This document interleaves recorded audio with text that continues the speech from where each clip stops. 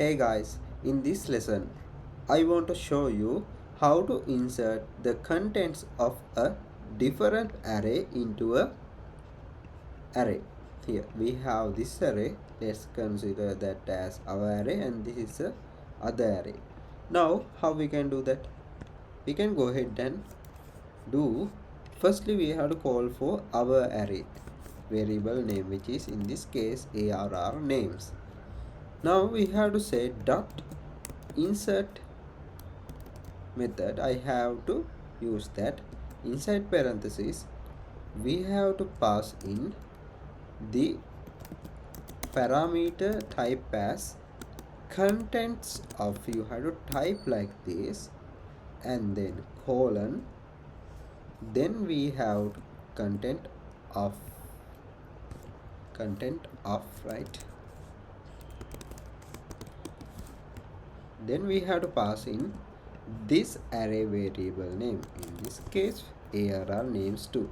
Otherwise we can directly put array elements like this, right? It is completely okay, but we can include the array variable name here. Okay, as the second parameter, what we have to pass in? We have to pass in this array, that means in our array, at which index we have to write. Here we have 4 elements here.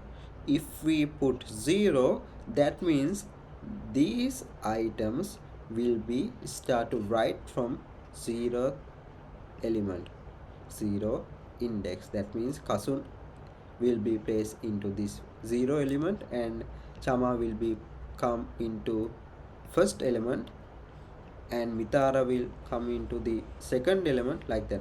Actually we are counting arrays from 0. Kasun will be the first element, right?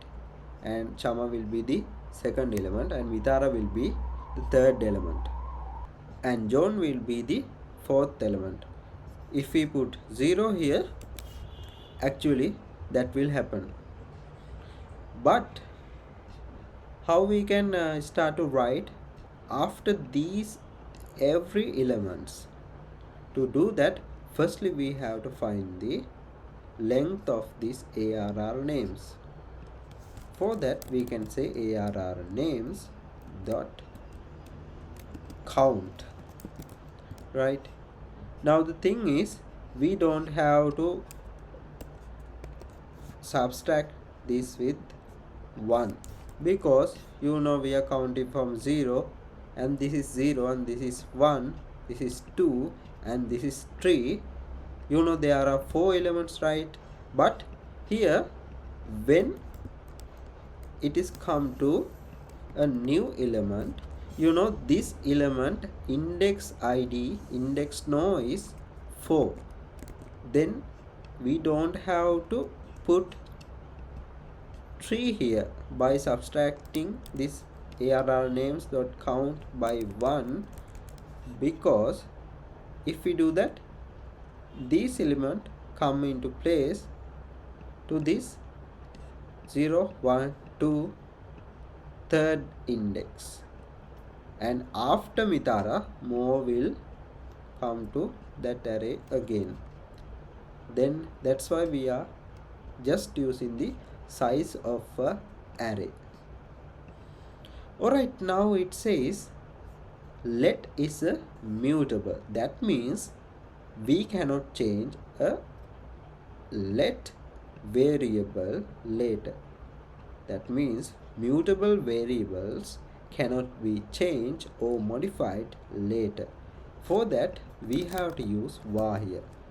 Also we don't have to modify this arr names too, then we can keep it as it is, but we have to change this array data type into a var.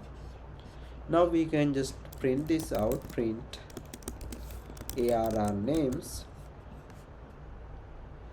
Okay, you can see John, Adam, Otara, Mo. These 4 elements are there, right? Now if we put here, we added 4. The count is 4, that's why Kazum is in this place. 0, 1, 2, 3, 4, right? If we just put -1 here, you can see what will happen.